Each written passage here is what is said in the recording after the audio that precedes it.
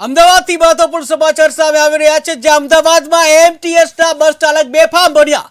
અમદાવાદમાં એમટીએસ બસ ચાલક બન્યો બેફામ, જ્યાં ભુલાભાઈ પાર્ક પાસે સર્જાયેલા અકસ્માતના દ્રશ્યો. ત્યારે 19 એપ્રિલે સર્જાયેલા અકસ્માતના સીસીટીવી સામે આવ્યા છે, જ્યાં અકસ્માતમાં વાહન ચાલક વેપારીનું થયું છે મોત.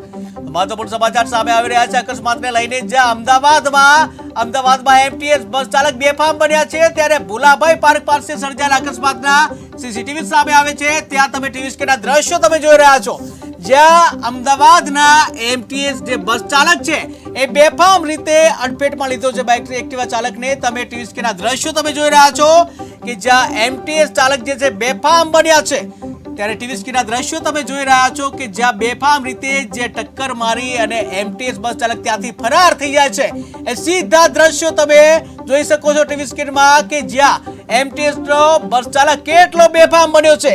જ્યાં પૂર ઝડપે આ એમટીએસ નો બસ ચાલક આવી રહ્યો છે અને એક એક્ટિવા ચાલક છે એને અડફેટે લેતો. ટીવી સ્ક્રીનના દ્રશ્યો તમે જોઈ રહ્યા છો, જ્યાં કેવી રીતે અકસ્માત થાય છે તે સીધા જોઈ શકો છો કે જ્યાં અકસ્માત સર્જી અને એમટીએસ નો જે બસ ચાલક છે ત્યાંથી ફરાર થાય છે. ત્યારે અમદાવાદના એમટીએસ બસ ચાલક બેફામ બન્યા છે.